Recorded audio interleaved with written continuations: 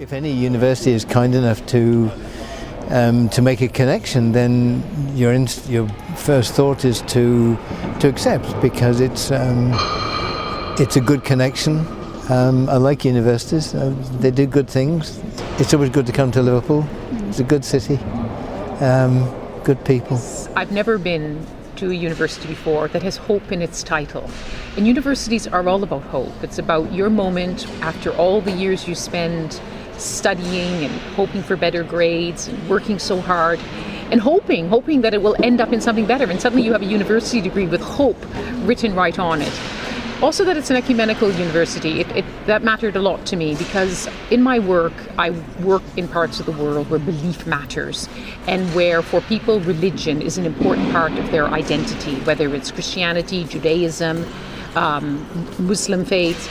And so I'm really proud and touched to be part of a community where belief does matter and respecting other beliefs matters, and it's part of the community. Well, what advice to give to today's students? I think it's very difficult, because people are leaving university now at a time when finding a job is very difficult, when there's part-time contracts, short-term contracts, agency work, 0 hours, working for nothing, I suppose so-called interns, whatever that means. And it's a very hostile world. And I think, obviously, my generation feels that we want them to change it, to make it better, but that means joining together. So I think the advice I would give is, whichever job you're going into, join the union, whichever job you're going into, because that's where your strength is. Work together with people and be engaged and unfortunately it's politics, because that's the only way we can make change. But be committed, be engaged, because it's your world, it's your world that you're going to live in, your grandchildren are going to live in, and you have to make a better job of it than we have, because it's a world of conflict, and the new graduates need to make a world of peace. Take risks, take calculated risks that you feel comfortable with. Because if you don't, to move out of your comfort zone, if you are the one holding yourself back, you will never move forward.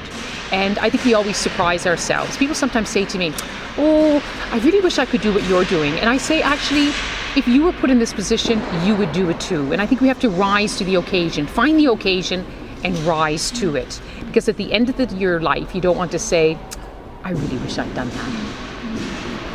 I mean, when I was at university, I just made all the mistakes that there were to make, and I spent the next however many years, nearly 60 years, no, a bit less, trying to undo those mistakes, really.